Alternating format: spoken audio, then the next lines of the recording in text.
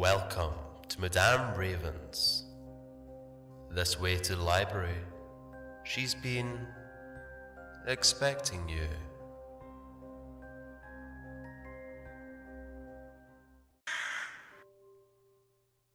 The Girl and the Orange Tree by Ghost Eagle, 1991. Go visit his channel. The 17-year-old girl ceased running into the forest from the hellish family she had escaped the shackles of, to rest for a short time. As she started to regain her breath, the phone rang. The young lady pulled her cell phone out of her left pocket and put on a disgusted expression when she looked and saw it was indeed her mother. The scorned teenager pressed the red button and turned off her phone, determined to never talk to any of those despicable people again. With that out of the way, the girl began to walk deeper into the now darkening forest. The daylight was beginning to fade, and she felt the urge to become frantic, thinking of how she would construct a means for shelter and warmth. The timid child had been wandering the dark of the woods for nearly 3 hours, resisting the urge to scream in terror at all the little creaks of a branch in the low wind, or the eerie hoot of an owl glaring at her as she passed by. And she was ready to break down and cry until she looked straight ahead and spotted several lights glowing faintly in the distance, just beyond an entanglement of trees and bushes. This now hopeful young woman grinned when she also heard voices, some of it sounding like singing, originating from the same direction. The girl started to walk slowly towards the light and voices. Remaining still and quiet behind the bushes, the girl gazed upon the sight with amazement. The light and voices were in fact people. An entire village filled with the singing of joyous women and children, the merry laughter of men drinking at what looked to be a tavern, and the aroma of freshly prepared meat in the air. The oddest detail about the village was the architecture and the apparel of the townsfolk. None of it appeared to belong in the year 2018, or like 18th century apparel and architecture. Dumbfounded, the curious girl wondered. These people look so joyful. Would they take me if I asked to join their community? Then she realized that her clothing and phone may cause her to draw unwanted attention in this gleeful society. She became distraught, unsure of what she would do to resolve this dilemma. She loathed the idea of returning to that prison of a home.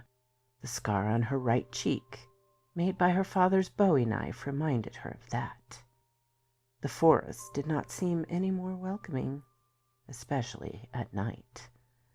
Conflicted and bitter, the troubled youth elected to simply sit behind the bushes, soaking in the pleasant sounds of singing and laughter of children, until her vision grew black and sleep took her hostage. The girl's eyes slowly opened to the sun overhead and a golden retriever licking her face. She giggled slightly and sat up. As she began to pet the dog, she stopped abruptly when she saw a boy standing over her, giving her a perplexing stare. Thank you for finding my dog. Who are you, and why are you wearing those strange clothes? She replied, blushing.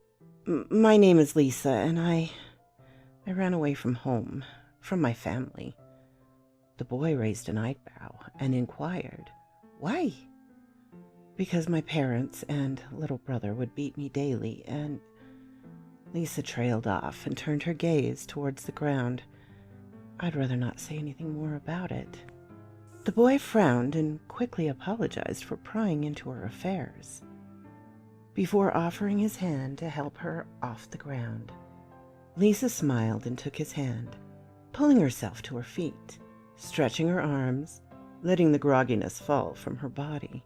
She took a moment to gather herself and found her eyes meeting his. The boy's eyes are a shade of green to blue, and his demeanor seemed pleasant. His hair is dark brown, shoulder length. She figured him to be close to her age. The boy beamed a smile at her, and holding out his hand, he introduced himself. "My name is Ethan Thatcher." "Good to meet you, Ethan." Shaking his hand, she blushed a hard red and smiled back. "Would you like to come back to my house? My mother has some clothes that might fit you. You will draw a lot of attention with those clothes, and you are the first outsider to arrive in our village." Lisa thought gingerly about taking Ethan's offer. She did not want to go back to those trolls for parents, and she did long to have a safe and happy home again, to know she would be able to live her life as she saw fit, without cruelty and ridicule. Alas, if she did accept his offer, Lisa may never see the outside world again. With that realization, she perked up and gleefully accepted his proposal. "Certainly. I'd love to come back with you, and you're right about my attire. The last thing I want to do is cause an upset in your little village." Ethan, still smiling, nodded and said with a touch of enthusiasm, "Splendid! Our house is the other side of the village, just on the edge past the orange tree."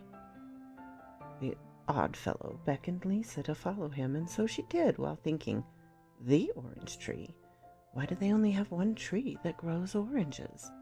Ethan called his dog over to him, and the two of them began walking towards the village.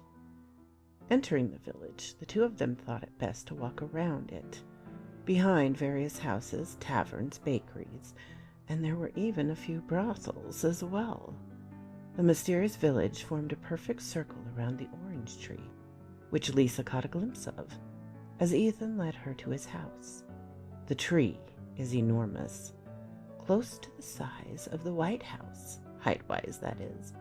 Its leaves are greener than the green grass that surrounds the village, appearing to be a brighter shade of green that she had never laid eyes on. It was as if the plant life in and around the village appeared to be more alive and healthier than what one would see in one's own backyard. She took note of one perplexing detail. She saw no one picking any oranges from it. Not one person even looked at the wooden giant other than herself. "Okay, we're clear. Let's keep moving. Our house is just ahead of here. I can see it," Ethan whispered, breaking the trance that had overtaken Lisa. "All right, let's get moving then." Ethan grinned, and they continued onward to their destination. Ethan brought Lisa to the back of his house, most likely to sneak her inside before putting his parents in a state of shock, while the strange young lady still wore her modern-day clothing. "Remain quiet and stay close to me." Ethan approached the door, taking great care not to cause the steps to creak, then slowly turning the doorknob. It opened cautiously. Lisa waited at the bottom of the steps as Ethan scanned just inside the doorway and down the hall. Lisa still had that tree lingering within her mind. Ethan turned to look at her, pressed a finger to his lips, and motioned for her to follow him inside. The two creeped as quietly as possible, turning right down the hallway until they came to an empty room. "This is my room. Wait here until I find you some clothes." Lisa nodded in agreement and walked into his room. Taking a seat on his bed, Ethan shut the door behind him, and then, when she heard his footsteps fade, Lisa heard nothing but the sound of her own heartbeat. The interior of the house also had the likeness of something out of the 18th century, colonial period American. This village and its people were an oddity in the full definition of the word. Lisa was studying Ethan's room closely, taking note of the plain wooden walls lacking paint, the simple bed she sat on, and glanced at the single bookshelf sitting next to the head of his bed, a window to his right. When she heard footsteps growing closer to the door, she grew tense, hoping the footsteps belonged to Ethan, not his parents. It had felt like an hour since Ethan left her alone in his room. She was so curious as to why he took such a long time, and what kind of clothing he would bring her. Moments passed, since hearing the footsteps and the door opened, revealing Ethan holding a blue dress over his right arm. His dog sitting to the left of him, panting and staring at Lisa. "This dress belongs to my mother when she was your age. It should fit you comfortably." Ethan blushed hard when he handed her the dress. Smiling, Lisa replied, "Thank you, it's beautiful." She took the dress from Ethan and examined it, admiring the white buttons along the chest area and the white lace collar at the top. The dress is a heavy shade of blue, simple yet elegant in texture and design.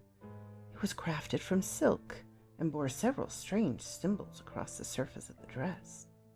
Ethan still stood in the doorway when Lisa looked up at him and said, "Would you mind giving me some privacy?" Oh, of course. I beg your pardon." Ethan blushed as he closed the door behind him. Lisa let out a soft giggle and shook her head before commencing to put on the dress. 10 minutes later, Lisa opened the door, finding Ethan and his dog waiting outside for her. "It feels amazing. I love it," she said, whispering as if not to disturb Ethan's parents. Ethan was in awe of how beautiful she looked, and so he blushed a beet red when he uttered, "You look amazing." Lisa blushed and smiled at him, before Ethan gathered himself and said, "Well, time to meet my mother and father. Let me do the talking. I can handle my parents. They're actually kind people once they warm up to you." Lisa nodded, and then with that they headed towards the kitchen, where his mother and father were waiting for him to sit and breakfast with them. Crossing the threshold of the kitchen, Ethan motioned for Lisa to come next to him as he said, "Mother, father, this is Lisa." Ethan's father set the book down he had been reading on the table, and his mother turned to face him. Just as she was about to set the table, both stared at the foreign girls, eyes widened and jaw agape. It had been a week since she'd stumbled upon this village and met Ethan and his parents. His parents had grown fond and sympathetic of Lisa, and after Ethan explained to them that she was seeking asylum from her barbaric family, he need not say any more, and so they began to treat her as their own. Even the villagers took a liking to her, as she started to gradually grow accustomed to their way of life. Still, that strange tree kept entering her mind. She longed to take an orange from it and taste it. The fruit looked delicious, and she learned to find out what would happen if she did. So she finally decided to ask Ethan about the alien tree. He only shrugged and responded with, "I'm not sure why it's considered so sacred. I only know my parents and the elders of the community told me, since I was a child, that picking or eating any of the oranges from that tree is forbidden. It has not changed the slightest through the years, and no birds perch in its branches, and squirrels refuse to make a home there." His answer only strengthened her curiosity. Lisa's face became puzzled as he turned his back to her.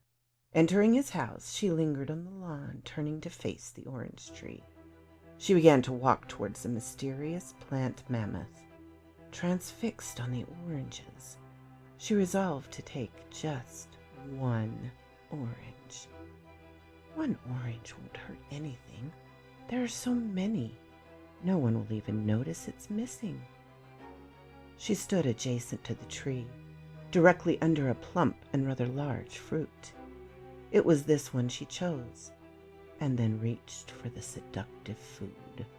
Pulling it gently from its branch, Lisa looked around, nervously, to make sure she was not being watched. Darkness had fallen, and everyone was either asleep or staying inside for the night. Then she brought her eyes back to the orange, its bright color calling her to take a bite, and let the juice gush into her mouth. She peeled off the skin, then bit into it. The taste was divine. She allowed the chunk of fruit to sit in her mouth before swallowing, savoring the sweetness of its essence.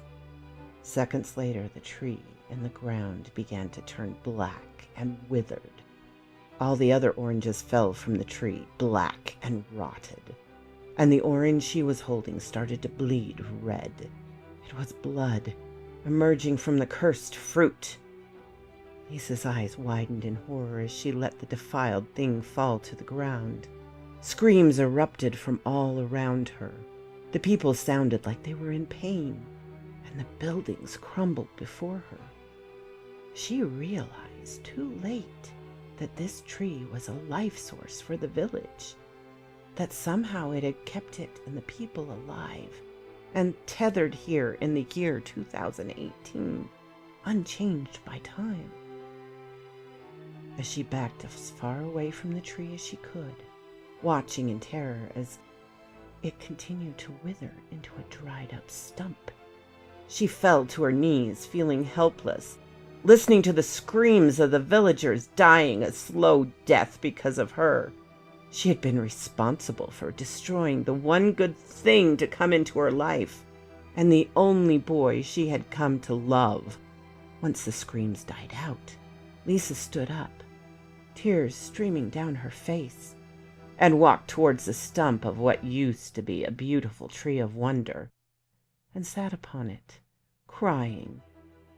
The rain poured hard, hiding her tears, as she now sits alone, surrounded by the ruined buildings of what had been a joyous village. So quoth this raven. My darlings, this is a lovely, lovely fairy tale that Ghost Eagle has written. I really enjoy that it is rooted in modern day. It has so many fairy tale elements as well as mythical. You have even the apple. You have Pandora. You also have hints of Brigadoon and the village.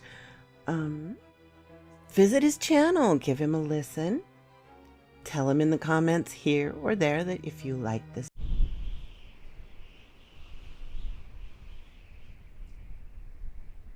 Crunched Up Paper House by Ullyshy.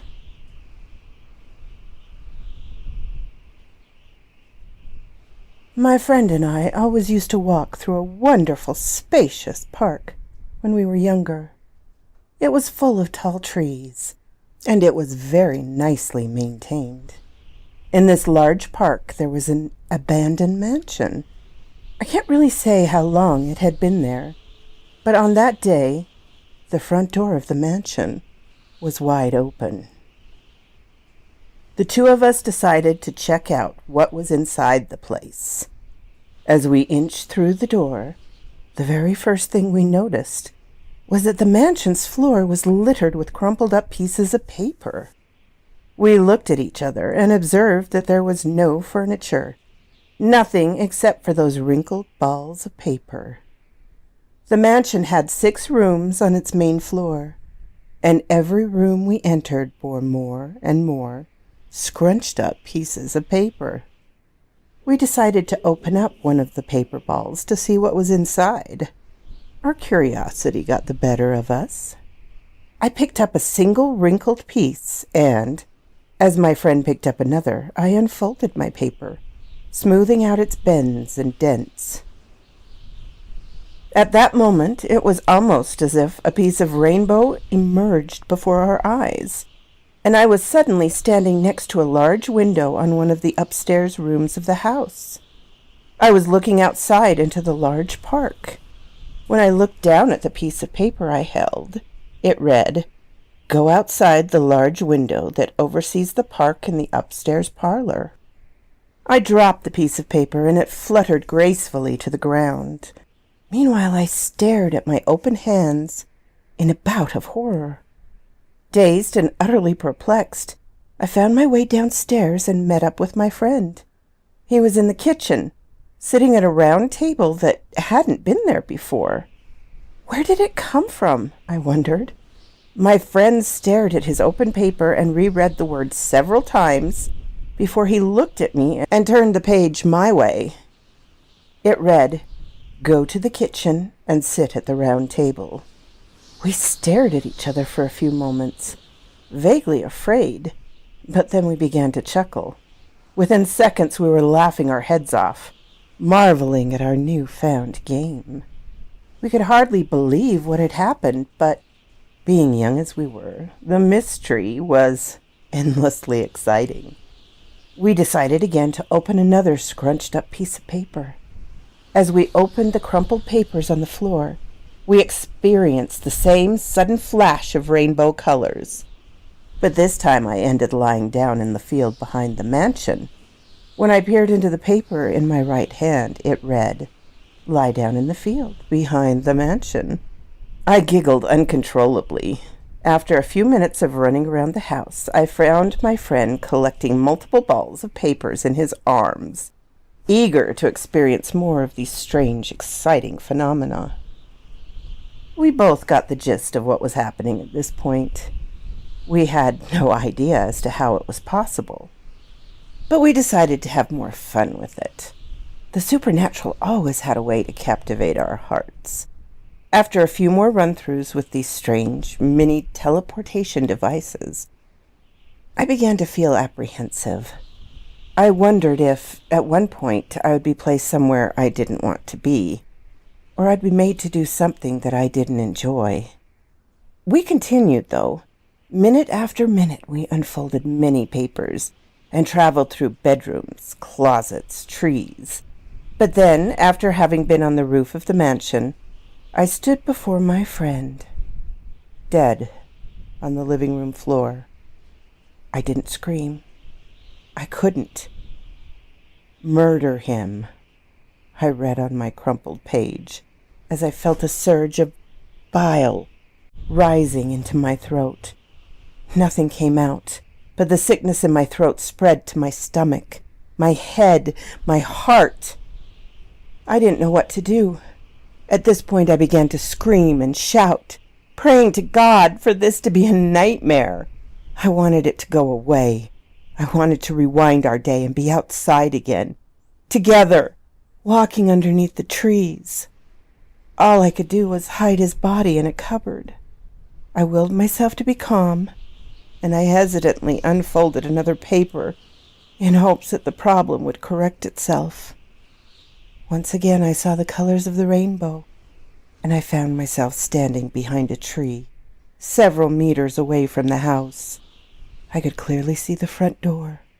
Within a few minutes, I saw both myself and my friend walk through that door.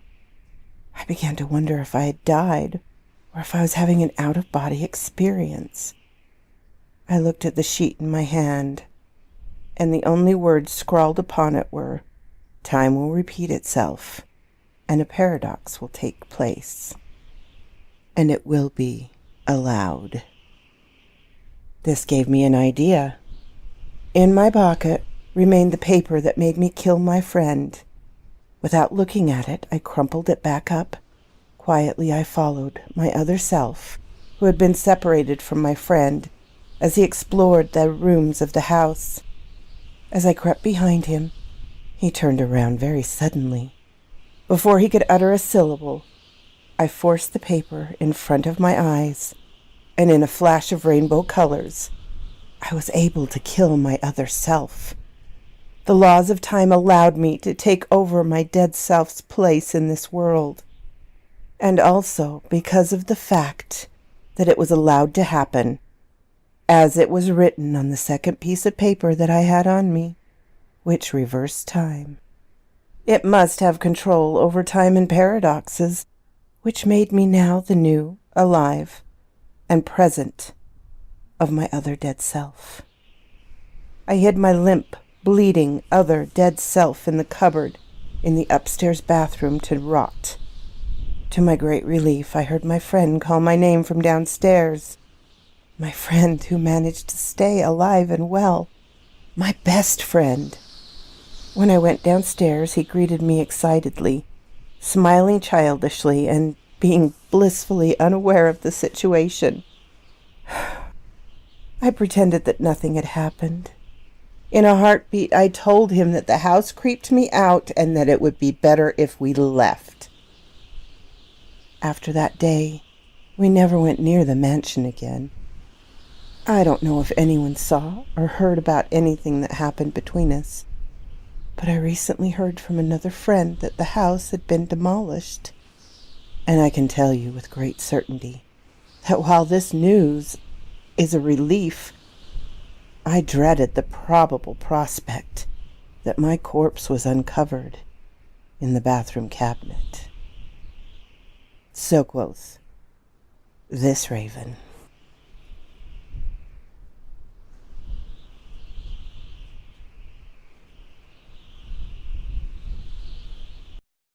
If you like this, please hit the little button to let me know. If you didn't, hit the little button to let me know. Leave a comment. I'm always glad to talk with you, my darlings. I'm open to suggestions and criticisms, critiques. If you have not subscribed, please do so and ring the little bell so you know when to come up and see me.